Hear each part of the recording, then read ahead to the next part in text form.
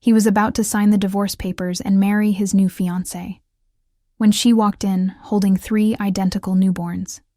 His face, his eyes, his blood. The babies he never knew existed. His family had torn them apart when she was pregnant. And now, those 3 children possessed abilities that could destroy his empire, or save it. He built his kingdom on fear. But when he looked into their eyes, the most dangerous man in the underworld felt something he'd never known. Terror. Not of enemies, of losing them again.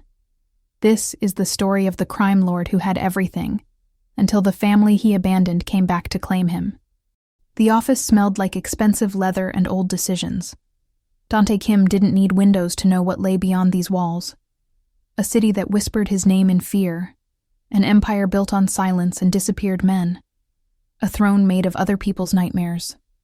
At 32, he had stopped counting the lives he'd destroyed. It was easier that way. Cleaner. His fiancée, Victoria, stood beside him in a dress that cost more than most people earned in a year. Perfect posture, perfect smile. Perfectly chosen by his family to continue the bloodline, to strengthen alliances, to be exactly what a crime lord's wife should be. Beautiful, obedient, and utterly unaware of the blood on his hands. She didn't love him. He didn't love her. That wasn't the point. The lawyer shuffled papers across the mahogany desk, his hands trembling slightly. Everyone trembled around Dante. It was natural. Expected. He'd built his reputation on making men shake without ever raising his voice. The divorce should be finalized within minutes, Mr. Kim, the lawyer said, not meeting his eyes. Once your ex-wife signs, you'll be free to proceed with the new union. Free. The word tasted bitter. 3 years ago, he'd been forced to choose his family's empire or the woman who'd made him feel human. His father had made it clear. Yara had no place in their world. She was African, an outsider, someone who'd make the organization look weak. So Dante had done what heirs to criminal empires do. He'd chosen power over love. He'd signed the papers his father put in front of him, watched her pack her things, and never looked back. It was supposed to be easy, a clean break. Move forward. Forget. But some ghosts don't stay buried. The door opened, and everything stopped. Yara stood in the doorway, and Dante forgot how to breathe. She looked different, stronger. Her natural hair framed her face in a crown of defiant beauty, her dark skin glowing despite the exhaustion etched around her eyes. She wore simple clothes, no jewelry, nothing that screamed wealth or status. And somehow she made Victoria's designer dress look like a costume. But it wasn't Yara that made his heart stop. It was what she carried. 3 infant car seats. 3 identical babies. 3 pairs of eyes that looked exactly like his own. The room tilted. Victoria's perfectly manicured hand flew to her mouth. The lawyer dropped his pen. Dante's bodyguards, trained to react to any threat, stood frozen. Because what do you do when the danger isn't a gun or a rival family, but 3 tiny humans who share your boss's face? Yara walked forward, her steps steady, despite carrying the weight of 3 lives. She set the car seats down on the desk, right on top of the divorce papers. The babies stirred, small fists curling and uncurling, oblivious to the empire crumbling around them. "Hello, Dante," she said quietly. Her voice was different too. Harder, like she'd learned to survive in a world that had tried to erase her. "I believe you're missing something." He couldn't move, couldn't speak. His entire existence had just been rewritten in the span of a heartbeat. What is this?" Victoria finally managed, her voice sharp with panic. Yara didn't even look at her. Her eyes stayed locked on Dante's, unwavering. "These are your children, conceived before your family tore us apart. Born 3 months ago, alone, because I didn't know where you were, because I thought you'd made your choice. 3 months. She'd been carrying them when he'd signed those papers. When his father had told him she was gone, disappeared, moved on. When he'd forced himself to believe the lie that it was better this way." Dante finally found his voice. It came out broken. You were pregnant? Triplets, she said softly. 2 boys, 1 girl. They have your eyes, Dante. And they have other things too. As if on cue, one of the babies, the girl, opened her eyes. They were storm gray, identical to Dante's. But in their depths, something flickered. Something impossible. The lights in the office dimmed for just a second, then returned to normal. The lawyer backed away from the desk. Victoria gasped. Dante leaned forward, his world narrowing to those 3 small faces. What are you saying? Yara's expression softened, just a fraction. Your family's bloodline carries more than just power and influence, Dante. You know that. Your grandfather could read people's intentions. Your uncle could manipulate probability. Gifts that skip generations, that hide in the shadows of your empire. She touched the girl's tiny hand. She can affect electrical currents. The boys. I'm still learning. But they're special. And they're yours. 3 children. His children. With abilities that could make them targets. Or weapons. The crime lord who'd built an empire on control felt everything slip through his fingers. Victoria's voice cut through the silence, ice cold. This is insane. Dante, you can't possibly believe. Get out, he said quietly. She blinked. What? Get out. His voice didn't rise. It didn't need to. The air in the room grew heavy with the weight of his authority. You, the lawyer, everyone, leave now. They scattered like leaves in a storm. Even his bodyguards knew better than to argue when he used that tone. Within seconds, it was just him and Yara, and 3 sleeping miracles. Silence stretched between them, broken only by the soft breathing of the babies. Why now? Dante finally asked. Why come back? Yara's jaw tightened. Because they're starting to show signs. Because I can't protect them alone. Because whether you want it or not, they're part of your world now. She paused, and when she spoke again, her voice cracked. And because I thought you deserved to know, even after everything. He reached out slowly, carefully, as if the babies might disappear if he moved too fast. His hand hovered over the girl's head, trembling in a way his hands never trembled when holding a gun. What are their names? I didn't name them, Yara whispered. I was waiting, hoping, that somehow we'd do it together. 3 unnamed children, 3 impossible futures. 3 reasons to burn his entire empire to the ground if it meant keeping them safe. Dante Kim, the man who'd never been afraid of anything, looked at his ex-wife and his children and felt something crack open in his chest. Something that had been locked away for 3 years. Something that felt dangerously like hope. We need to talk, he said. About everything. Yara nodded, exhaustion and relief warring in her eyes. Yes, we do. Outside, the city continued its rhythm, unaware that the balance of power had just shifted, unaware that the crime lord's greatest weakness had just walked through his door. And in the underworld, weakness was a death sentence. But as Dante looked at those 3 small faces, he realized something terrifying. He'd burn his entire kingdom before he let anything happen to them. The divorce papers lay forgotten beneath the car seats, unsigned, unwanted, already irrelevant. The penthouse apartment had never felt like home to Dante. It was a fortress, a statement, a place where business happened, and enemies were reminded of their place. Bulletproof glass, panic rooms, security systems that could track a threat 6 blocks away. Now it held 3 car seats, 3 babies, and 1 woman who'd turned his carefully constructed world into ruins. Yara stood by the window, arms crossed, watching the city lights flicker below. She hadn't said much during the drive over, protected by his security convoy, the babies sleeping peacefully despite the storm brewing around them. Dante had sent word to his family, meeting postponed, emergency. No one questioned him. They wouldn't dare, but they would ask. Soon. And he needed answers before then. Tell me everything, he said, setting down 2 glasses of water. She took one without looking at him. Where do you want me to start? Her voice was steady, but he could see the tension in her shoulders. The moment your father told me I'd never be good enough for his son? Or the moment I realized I was pregnant and you were already gone? The words hit like bullets. Precise. Painful. I didn't know, Dante said quietly, about any of it. My father told me you'd left, that you'd decided our worlds were too different. You thought I abandoned you. Yara turned and her eyes held something sharp.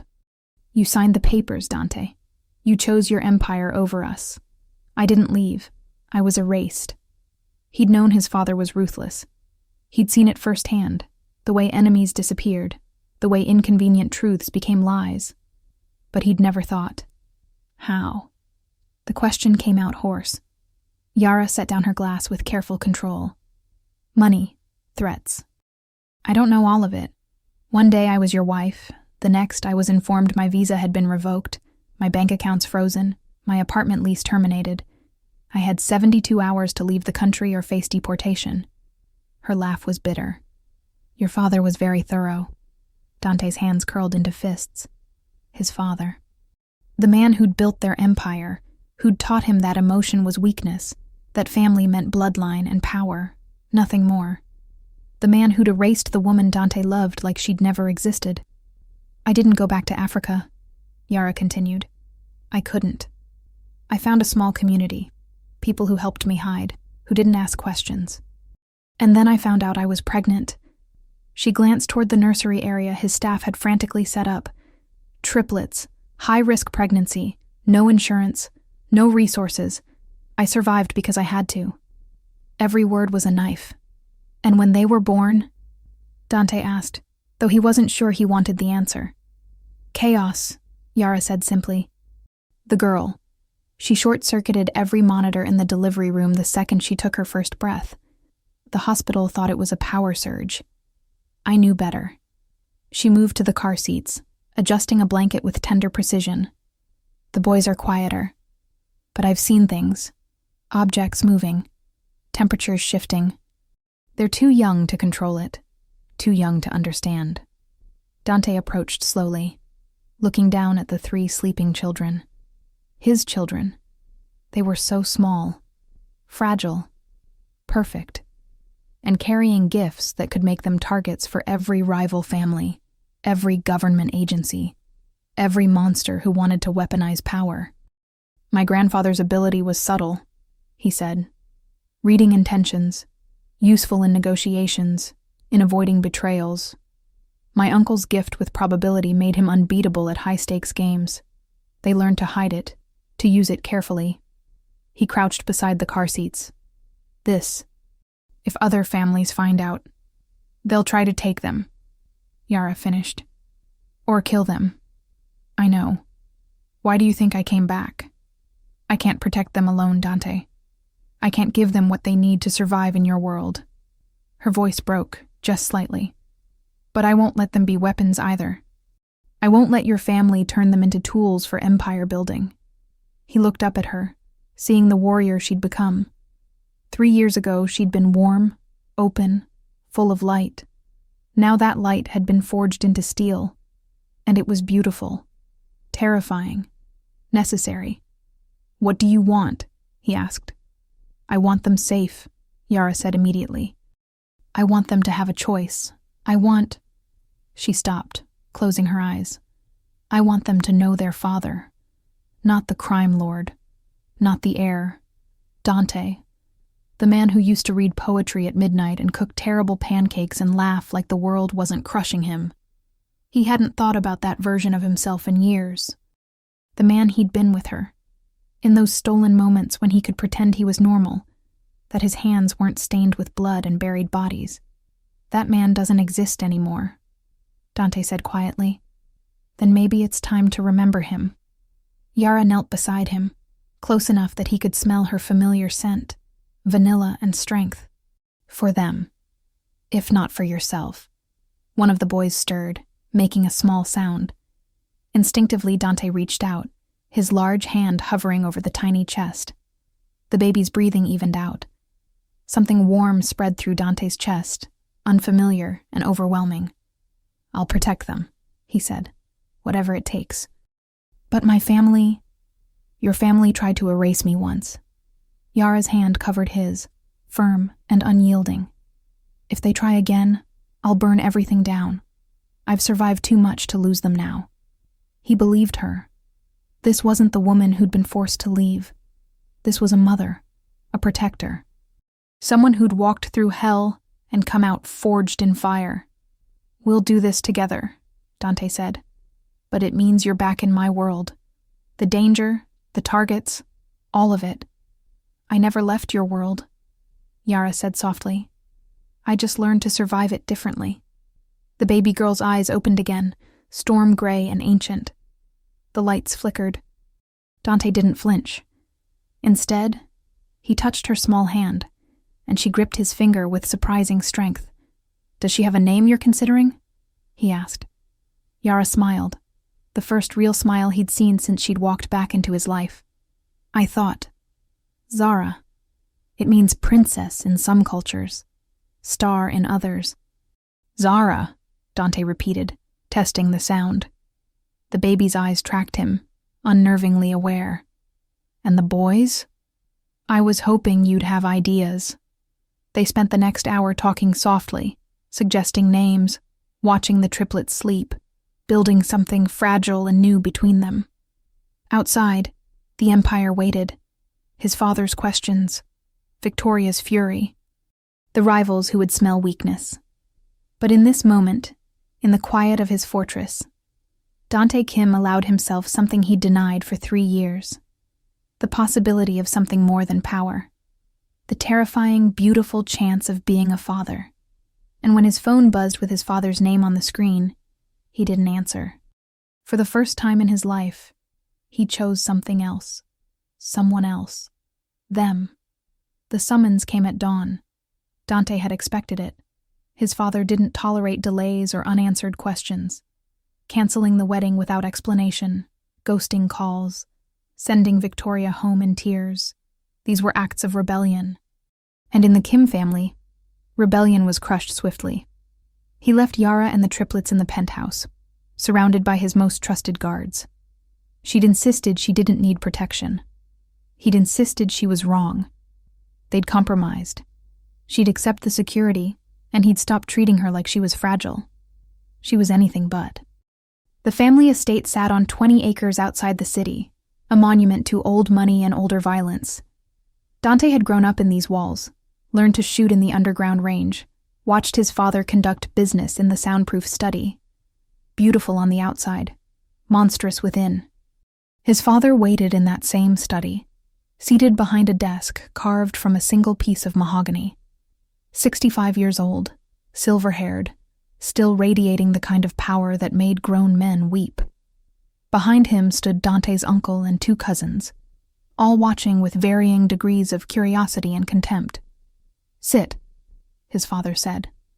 Not a request. Dante remained standing. I'll make this quick. You embarrassed this family yesterday, his father continued, as if Dante hadn't spoken. Victoria's father is threatening to pull his support from the East Coast operations. The Italians are asking questions. And you, his voice turned to ice, you canceled your wedding for a woman we removed from your life 3 years ago. You didn't remove her from my life, Dante said quietly. You threatened her, froze her assets, and had her deported. There's a difference. His uncle stepped forward. Watch your tone, nephew. Dante's gaze didn't waver from his father. She was pregnant, with triplets. You sent away my children. The room went silent. His father's expression didn't change, but something flickered in his eyes. Calculation. That's impossible. We monitored her. There was no indication. Because she disappeared, Dante interrupted. Because she survived despite everything you threw at her. And now those children are back. My children.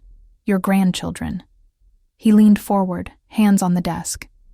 And they have gifts. That got a reaction. His father's eyes sharpened. His uncle exchanged glances with the cousins. In their world, abilities meant leverage, power, advantage. What kind of gifts? His father asked carefully. The kind that skip generations. The kind you've always valued. Dante straightened. The girl can manipulate electricity. The boys are still developing. They're 3 months old, and already they're showing signs. His father stood slowly, a predator recognizing opportunity. Bring them here. We'll assess their potential, train them properly. No. The word landed like a gunshot. Excuse me? His father's voice dropped to a dangerous whisper. They're not weapons, Dante said. They're not tools for your empire. They're children, my children, and I'm going to raise them far away from this. His uncle laughed, harsh and mocking. You think you can just walk away? You're the heir, Dante. You don't get to choose love over duty. I already did once, Dante said, and I lost everything that mattered. I'm not making that mistake again. His father moved around the desk, slow and deliberate. You're being emotional, weak. That woman has poisoned your mind again. That woman is the mother of my children. Show her respect. Respect? His father's hand shot out, gripping Dante's jaw with surprising strength. I built this empire with blood and sacrifice. I gave you everything. And you repay me by choosing some outsider and her bastards over family legacy. Dante didn't pull away. His voice stayed level, cold. Those bastards carry your bloodline. They have your grandfather's gifts running through their veins. They're more family than anyone in this room. Then they belong to this family, his father hissed. Not to her. We'll take custody, raise them properly. Touch them, and I'll destroy everything you've built. The threat hung in the air, crystal clear. His father released him, eyes narrowing. You don't have that kind of power, son. Don't I? Dante smiled, and it wasn't kind. I know where every body is buried. Every dirty deal. Every politician on payroll. Every offshore account. You taught me to be thorough, father. I've been documenting everything since I was 16. Insurance, you called it. He adjusted his cuff. If anything happens to Yara or my children, every piece of evidence goes to the FBI, the IRS, and our biggest rivals. This empire burns, and you go to prison. His cousins shifted nervously. His uncle's hand moved toward his jacket, toward his gun, but stopped when Dante's gaze flicked to him. You won't shoot me, Dante said calmly. Because you need me. Because without me, this organization falls apart. And because... He stepped closer to his father. Despite everything, you still care about legacy, about bloodline. Those children are your legacy now. Pure kin blood with extraordinary gifts. You can have them as allies, protected and raised properly. Or you can have nothing. His father's jaw worked silently. Years of control, of absolute authority, challenged by the son he'd groomed to be exactly like him. The irony wasn't lost on either of them. What are you proposing? His father finally asked. I'll stay involved in the business. But I live separately with Yara and the children. No interference, no custody battles, no threats. When the triplets are older, if they choose to be part of this world, that's their decision, not yours, not mine. Dante's voice softened, just slightly. You get to be a grandfather, father. Actually be part of their lives. Or you can be the man who tried to weaponize them. Choose. The study fell silent, except for the tick of an ancient clock. His father stared at him, searching for weakness, for an angle to exploit. Finding none. And Victoria? His uncle asked. That arrangement is over. Find another alliance. His father turned away, looking out the window at the manicured grounds. When he spoke again, his voice was tired. Old. You're willing to risk everything for them. Yes, Dante said simply. Everything. A long pause. Then, you have 1 month. Prove to me those children are worth protecting. That this isn't just infatuation clouding your judgment. His father's reflection stared back from the window. 1 month, Dante. Then we revisit this conversation. It wasn't acceptance, but it was time. Space to breathe, to plan. Understood, Dante said, and left before anyone could change their mind. As he walked through the estate's halls, past portraits of stern ancestors and display cases of family heirlooms, Dante felt something shift inside him. He'd stood up to his father, threatened the empire, chosen love over legacy, and he'd survived. His phone buzzed. A photo from Yara. The triplets awake, their storm-gray eyes staring at the camera. The girl's tiny hand was gripping what looked like a TV remote, and the screen behind her flickered with static. Below the image, "She's trying to change channels. Send help." Dante smiled, really smiled, for the first time in years. He texted back, "On my way. Don't let her discover the security system." He had 1 month to prove his children were worth protecting. 1 month to build a life outside the Empire's shadow. 1 month to become the man Yara believed he could be. It wouldn't be easy. His father's mercy had limits. The organization had long memories.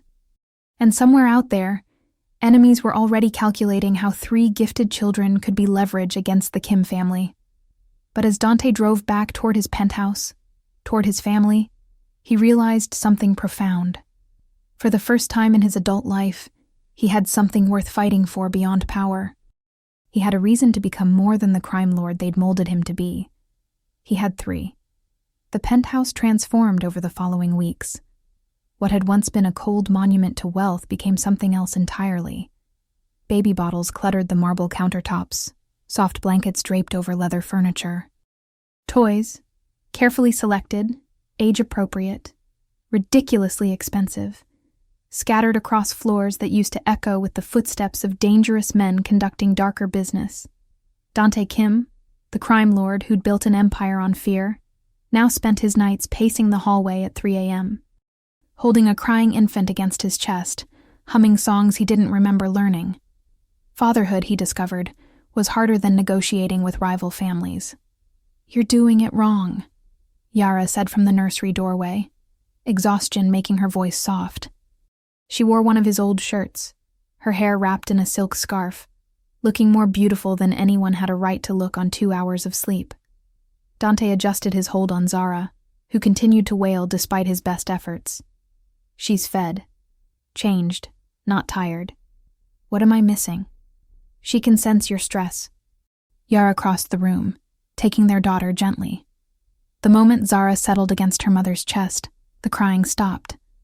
The lights in the room, which had been flickering in time with the baby's distress, stabilized. "Your heart's racing. She feels it, amplifies it." "My heart rate is normal," Dante protested. Yara raised an eyebrow. "You're worried about the meeting tomorrow with the accountants. About whether your father will keep his word. About the security footage that showed someone watching the building last night." She swayed gently, Zara's small hand gripping her finger. "You think I can't read you anymore?" He'd forgotten how perceptive she was. How she'd always seen through his carefully constructed walls. "The footage was inconclusive," he said quietly. "Could be nothing. Or it could be someone calculating whether 3 gifted children are worth kidnapping." Yara's voice didn't rise, but steel ran through it. "I'm not naive, Dante. I know what we're facing. But if you walk around like a loaded weapon, she'll absorb that fear. They all will." She was right. The boys, sleeping peacefully in their cribs, seemed calmer when the room was calm, more restless when tension filled the air. They were mirrors, reflecting the emotional landscape around them. "How do you do it?" Dante asked. "Stay calm when everything's a threat?" Yara looked at him for a long moment, then gestured toward the sitting area. They settled onto the couch together, Zara dozing between them, her small chest rising and falling with perfect trust. "I spent 3 years learning to survive," Yara said softly. "Learning that panic doesn't protect them. That fear is just another prison." She touched Zara's dark curls. "When I was alone, pregnant, terrified, I had 2 choices, break or become something harder. I chose harder. But I also chose to keep the softness where it mattered. With them. They deserve a mother who isn't afraid to love them completely." Dante watched his daughter sleep, this impossible small person who could short-circuit electrical grids with her emotions. I don't know how to be soft, he admitted. Everything I was taught was about survival in your world, Yara interrupted gently. But this is different. They need you present, Dante. Not the crime lord, not the heir. Just you. The man who used to make me laugh, who cried at that ridiculous documentary about penguins, who dreamed about something beyond violence. That documentary was emotionally manipulative, Dante muttered, but his lips quirked slightly. You sobbed for 20 minutes. The baby penguins were abandoned by their parents. It was tragic. Yara laughed quietly, and the sound filled something hollow in his chest. There he is, she said. That's the man they need to know. One of the boys, they'd named him Marcus, stirred in his crib. Dante rose automatically, moving to check on him. The baby's eyes opened, storm-gray and ancient, tracking his father's movements. Then, impossibly, a small toy rattle on the nearby table shifted 3 inches to the left. Dante froze. Did he just...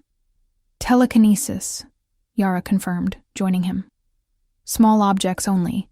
Started last week. The other boy, Elijah, he affects temperature. Made his bottle ice cold yesterday when he was angry about waiting. 3 months old. 3 impossible gifts. 3 children who would either change the world or be destroyed by people who wanted to control them. We need to document this, Dante said, his mind already moving to logistics. Understand their abilities. Learn to help them control. We need to let them be babies first, Yara corrected firmly. They'll learn control when they're ready. Right now, they just need love, safety, and parents who aren't treating them like experiments. It was a rebuke, gentle but clear. Dante nodded slowly, forcing himself to step back from the tactical planning his mind always defaulted to. You're right. I'm sorry. Don't apologize. Just be here, with us. In this moment, Yara took his hand, pulling him back to the couch. Tell me something that has nothing to do with security, or your family, or threats. Dante struggled for a moment, his brain cataloging dangers, contingencies, escape routes. Then he forced himself to look at her. Really look. At the woman who'd survived being erased, who'd brought his children back to him, who was trying to build something real in the ruins of what they'd lost. I kept your coffee mug, he said quietly. The ugly one you bought at that farmer's market, with the chipped handle. Yara blinked. That thing cost $3. I know. I threw away everything else when you left. All the reminders. But I kept that mug in the back of the cabinet. Used it every morning.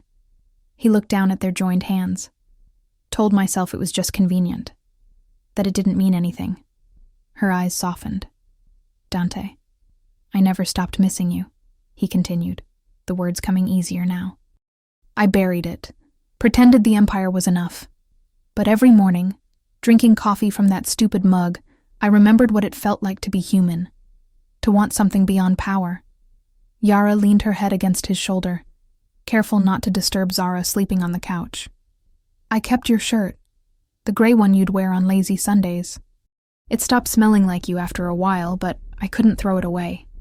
They sat in silence, 3 babies breathing softly around them, the city lights painting patterns on the walls. This wasn't the life either of them had imagined. It was messier, more complicated, infinitely more dangerous. But it was real. 1 month, Dante said softly. That's what my father gave me, to prove they're worth protecting. And then we fight for them. Together, whatever it takes. Yara lifted her head, meeting his eyes. I'm not going anywhere this time. No matter who tries to make me. Good, Dante said, because I'm not letting you go again. Not for my father, not for the Empire, not for anything. Outside, the city breathed its usual chaos. Sirens, traffic, the pulse of millions of lives intersecting. Inside, 3 children slept, unaware that they held the future of a criminal dynasty in their small, gifted hands. And 2 people who'd been torn apart slowly learned to build something new. Not a kingdom. Not an empire. Just a family, fragile, dangerous, impossibly precious, worth everything. 3 weeks into their new reality, Dante's uncle made his move. It started subtly. Questions at family meetings about the triplets' development. Suggestions that proper assessment would help prepare them for their eventual role in the organization. Offers to introduce specialists who understood unique abilities. Dante deflected each attempt, his refusals polite but absolute. Yara stayed away from family gatherings entirely, a protective distance that his relatives noted with barely concealed disdain. Then the specialists appeared anyway. Dante came home from a meeting with the East Coast distributors to find 2 strangers in his penthouse, a man and woman in clinical white coats, standing near the nursery while Yara blocked their path like a human wall. What's happening? Dante's voice was dangerously quiet. His head of security, Marcus, the one man he trusted completely, stepped forward, jaw tight. They arrived 20 minutes ago. Said they had your authorization. I called to verify, but we have authorization from the Kim family patriarch. The male specialist interrupted smoothly. He was in his 50s, gray-haired, with the practiced calm of someone used to dealing with volatile situations. We're here to conduct preliminary assessments of the children's abilities. Standard protocol for gifted bloodlines.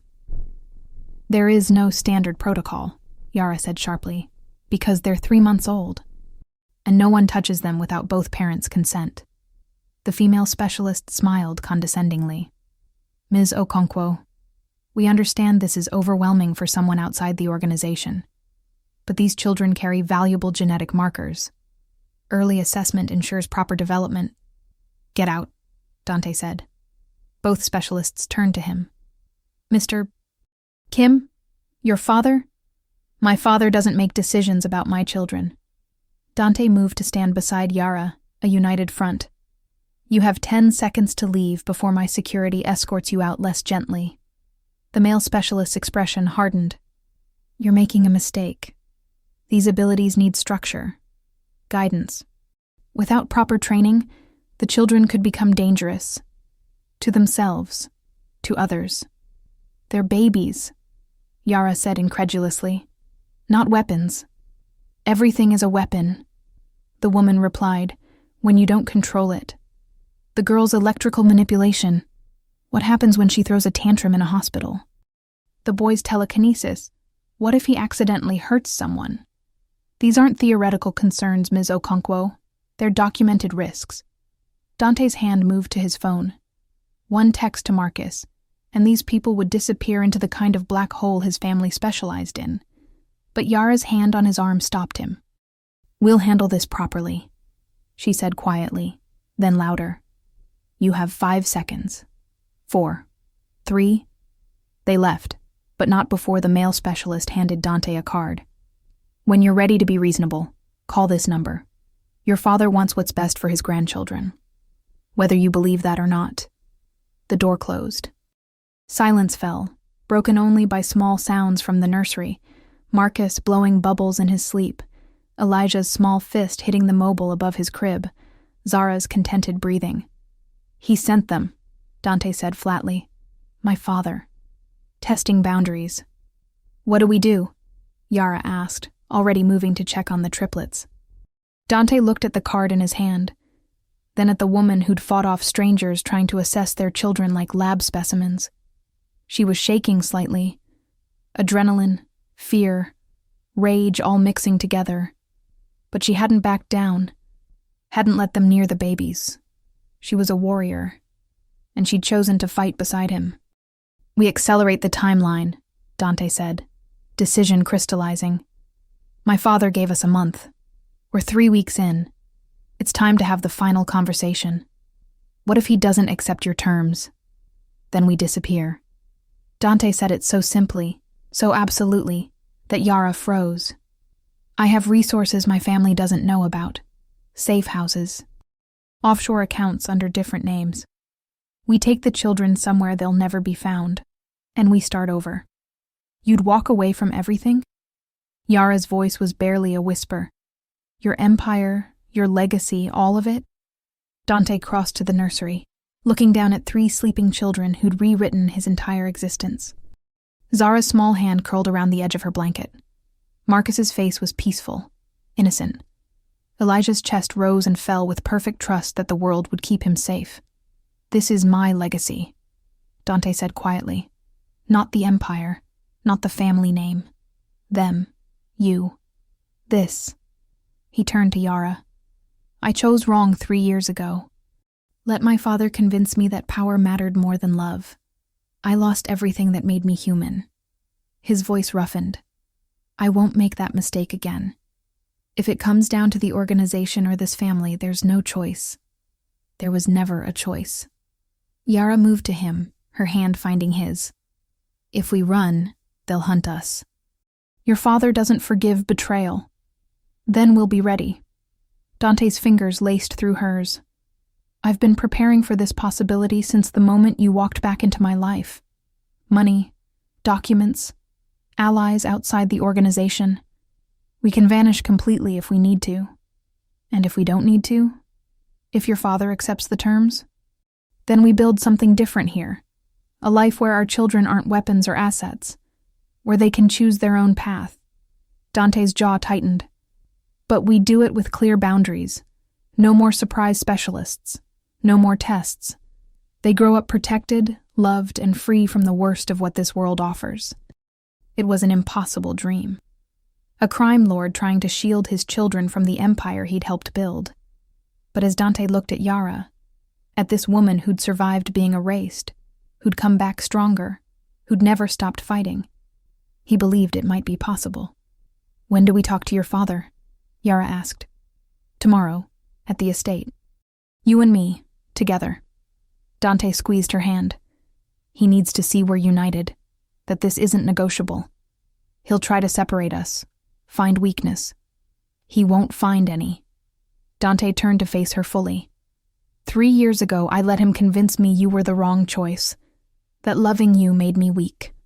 He lifted her hand to his lips, the gesture ancient and reverent. "But you're not my weakness, Yara. You're the only thing that makes me strong enough to stand against him." Her eyes shimmered. "We're really doing this, taking on your entire family." "We're protecting ours," Dante corrected. "Everything else is just noise." That night, they prepared. Dante reviewed financial documents, confirmed safe house locations, verified that their escape plan had no holes. Yara packed emergency bags, clothes, supplies, everything 3 infants would need to disappear at a moment's notice. It felt like preparing for war. Maybe it was. But as Dante watched Yara sing softly to the triplets, her voice weaving a lullaby in her native language, he felt something he hadn't experienced in years. Certainty. Not the cold calculation of business decisions, but the bone-deep knowledge that he was exactly where he needed to be, fighting for exactly what mattered. His phone buzzed. A message from his father. "Tomorrow, 2 p.m. Don't be late." Dante typed back, "We'll be there. Both of us." A long pause. Then, "This should be interesting." Interesting. That was one word for it. Dante had others. Terrifying, necessary, potentially catastrophic. But as Zara's small hand gripped his finger, her storm-gray eyes opening to stare at him with that unsettling awareness, he knew there was no other path. Only forward. Only together. Tomorrow he would face his father as an equal, not a subordinate. Tomorrow he would draw a line that couldn't be crossed. Tomorrow, everything would change. Tonight, he held his daughter and let himself believe in impossible things. Like love surviving in the underworld. Like family built on more than blood and violence. Like a crime lord learning to be a father first. The city lights flickered outside, indifferent to the small revolution happening in this penthouse. But inside, 3 children breathed, 2 adults prepared, and the future waited. Uncertain, dangerous, and worth every risk. The Kim family estate looked exactly as Dante remembered, pristine, powerful, and hollow. Yara stood beside him at the front entrance, wearing a simple dress that somehow made her look regal. She'd refused his offer of designer clothes, choosing instead something comfortable, practical. "I'm not here to impress anyone," she'd said. "I'm here to protect our children." And she looked like a queen preparing for battle. Dante's father waited in the main study, seated in the leather chair that had witnessed decades of brutal decisions. His uncle flanked him on one side, 2 cousins on the other. A show of force, a reminder of where power resided. But Dante had brought his own reminder. On his phone, custody documents already filed with 3 different law firms, trust funds established in the triplets' names, managed by independent trustees, recordings of conversations, financial trails, evidence carefully compiled over years, insurance against exactly this moment. "You brought her," his father said, not rising, bold. "I brought my children's mother," Dante corrected. "We're here to discuss terms." "Terms?" His uncle laughed shortly. "You don't dictate terms to this family, nephew." Yara's hand found Dante's, a subtle show of unity. Her voice was calm when she spoke. "With respect, we're not here to dictate.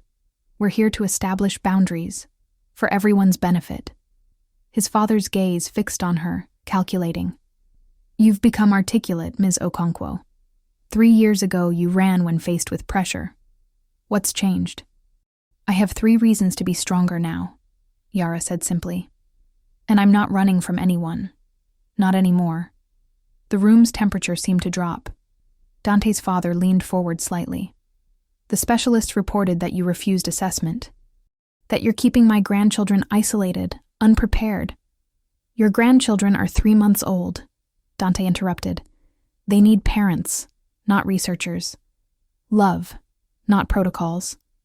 They need protection from themselves," his father countered. "The girl's ability is already manifesting uncontrolled. What happens when she's older, angrier? When a teenage tantrum blacks out a city block?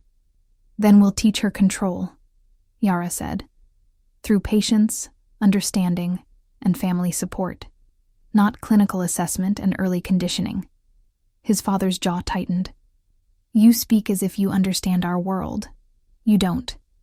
Gifts like theirs attract attention. Enemies, governments. Without proper preparation, they become targets." "They're already targets," Dante said quietly. "Because they're my children.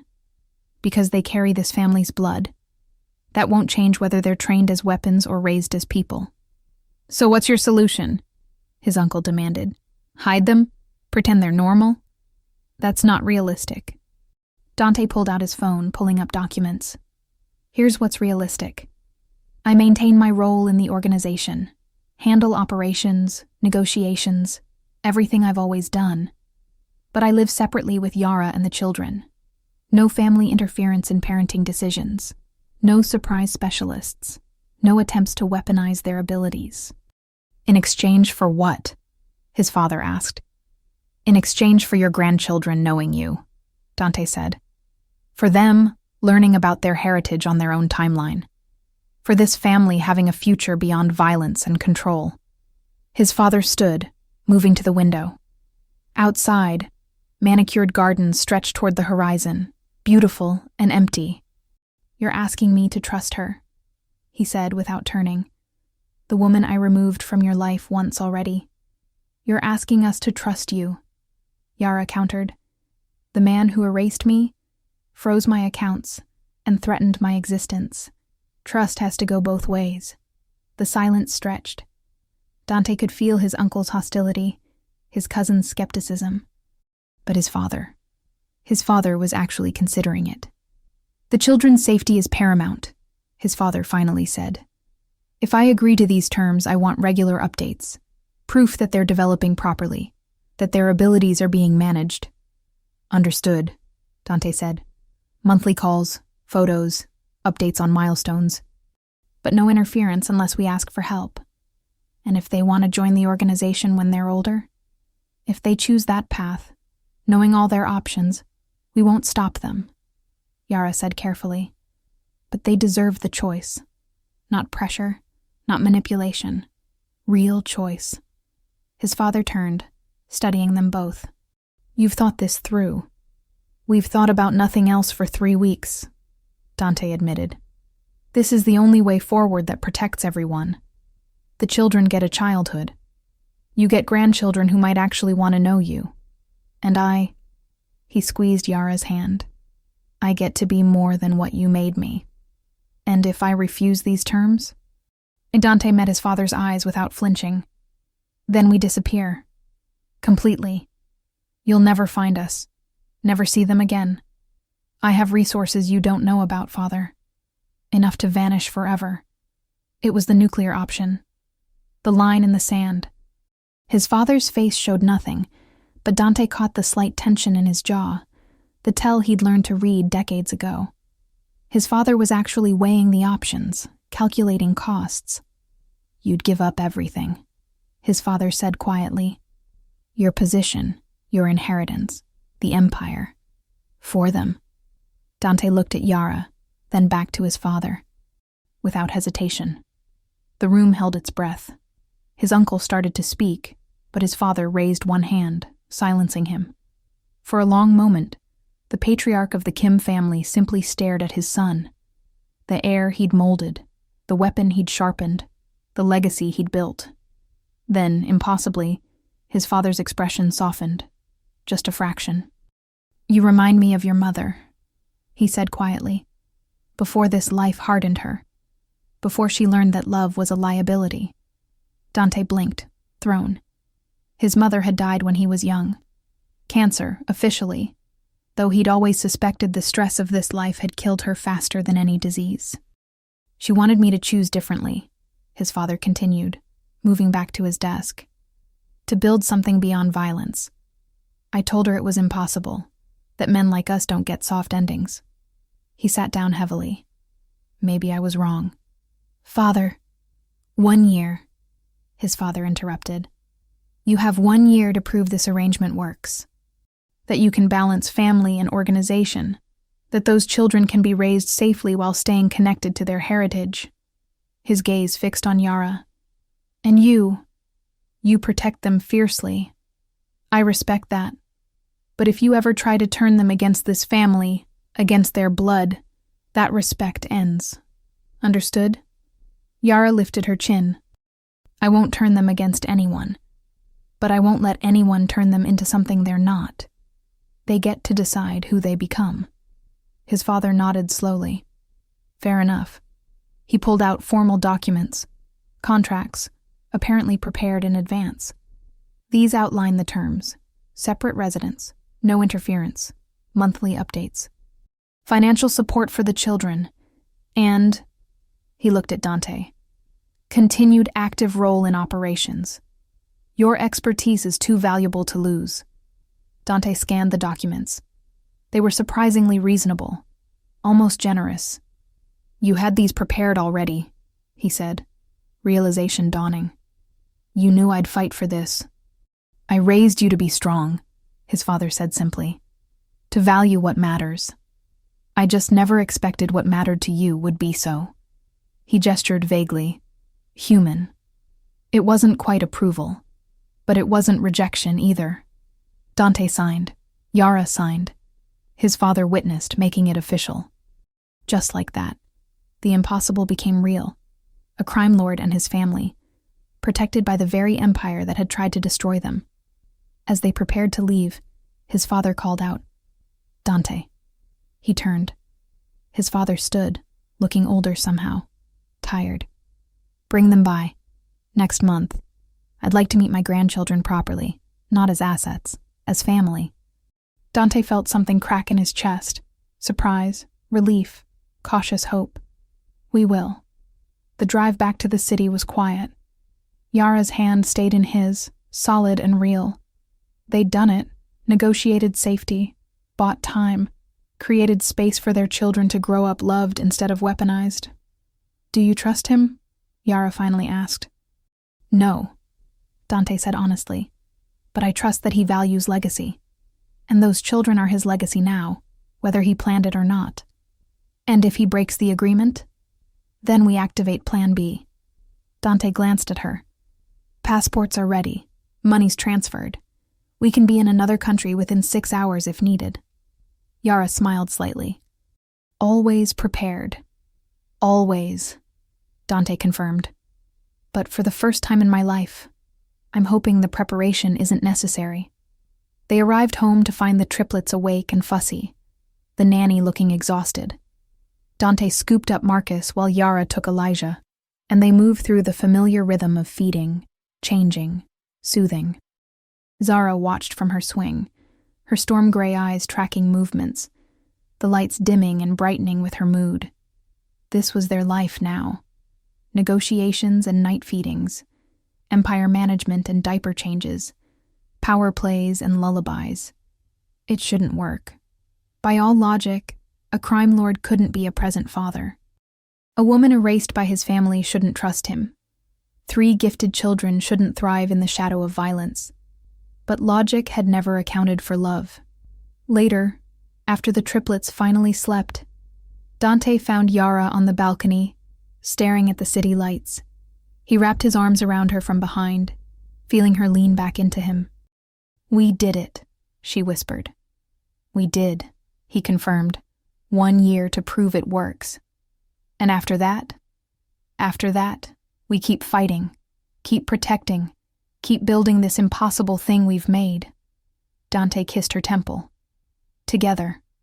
The city sprawled below them, millions of lives intersecting, unaware of the small revolution happening in this penthouse, unaware that a man who'd built his power on fear had learned something stronger, the terrifying, beautiful courage of loving completely. Inside, 3 children slept, 3 impossible futures, 3 reasons to believe in redemption, and 2 people who'd been torn apart slowly rebuilt themselves into something new. Not perfect, not safe, but real. Worth everything. Worth the empire he'd risked. Worth the life they'd fight to protect. The crime lord who'd had everything finally understood what mattered. This. Them. Love that refused to die despite every attempt to kill it.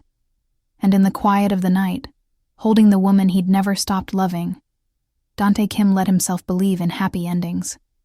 Even for men like him. Especially for children like theirs. The future was uncertain, dangerous, but it was theirs. And that was enough. End of episode Era 1. Next episode, Gifts and Shadows.